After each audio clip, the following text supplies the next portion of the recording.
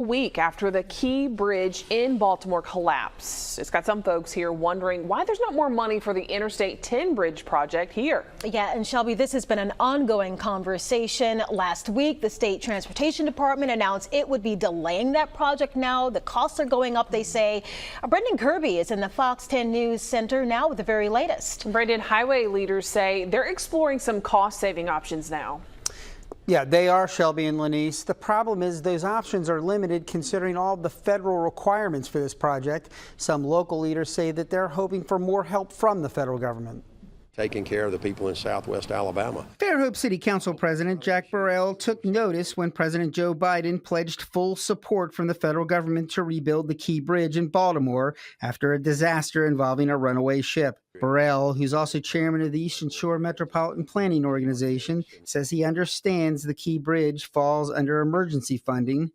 Still, he says it's a little hard to take after years of being told the federal cupboard is bare. But it's funny how they can find the money for those emergency situations where they can't find it for, our everyday commute situations. Without more federal funding, it's unclear how the state can afford the I-10 Bridge and Bayway project at the current cost estimates. Mobile City Councilman Corey Penn, a member of the Mobile MPO, says he's not sure either, but he says the bridge is of national importance. I'm a very optimistic person, and so, we already knew this. When you looked at the numbers, everything has gone up. We've seen that as a city.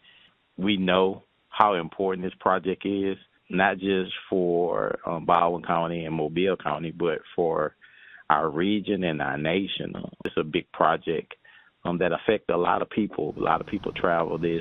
Burrell says if there are savings to be had, it's less likely to come through reducing the cost of labor and materials like concrete and steel. Instead, he says the state likely will look at cost reductions through things like creative financing or extending tolls over a longer period of time. One thing Burrell says he doesn't want to backtrack on is the toll rates.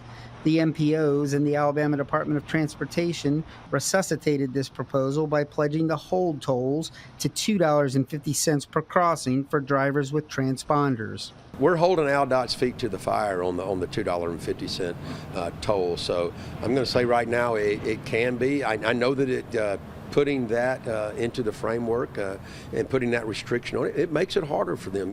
You don't want to make it easy on them to just say we can make the toll whatever. I've asked ALDOT officials about the options that they'll consider during this 60-day delay. So far, I haven't gotten a response.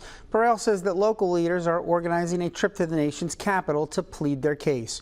Reporting live in the News Center, Brendan Kirby, Fox 10 News.